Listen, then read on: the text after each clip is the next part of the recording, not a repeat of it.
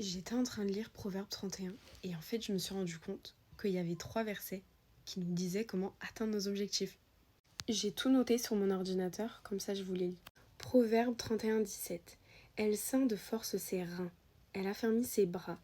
Ce verset en fait, il parle de la femme vertueuse qui se prépare physiquement et mentalement pour les tâches qu'elle doit faire. En fait, je me rends compte à quel point c'est important de ne pas attendre que tes objectifs ils s'atteignent comme ça, mais d'être intentionnel et de te mettre en action, d'aller chercher en fait simplement leur réalisation en se préparant de toutes les manières possibles. Le deuxième verset, c'est Proverbe 31:25. Elle se rit de l'avenir. En fait, on voit juste que la femme de Proverbe 31, elle est tellement confiante dans son avenir qu'elle en rit. Elle fait tellement confiance à Dieu pour son avenir qu'elle est sereine.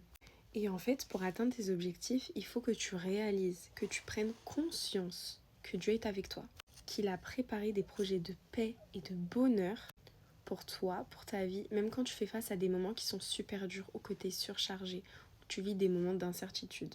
En fait, tu dois croire aux capacités qu'il a mis en toi, parce que tu as aussi ta part à faire dans l'histoire, mais tout en lui faisant confiance. Ensuite, le dernier verset, c'est Proverbe 31:30. La grâce est trompeuse et la beauté est vaine.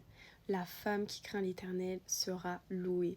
Parce que, en fait, au-delà de tous tes objectifs, de tes rêves, de tes projets, la vraie réussite, le vrai objectif que tu dois atteindre, c'est d'être une femme qui aime Jésus, une femme qui fait de Dieu sa priorité tout le temps.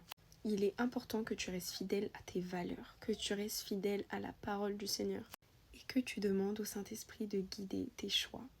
Alors là, mégo, si on n'a pas ce qu'il faut pour atteindre nos objectifs, je comprends pas.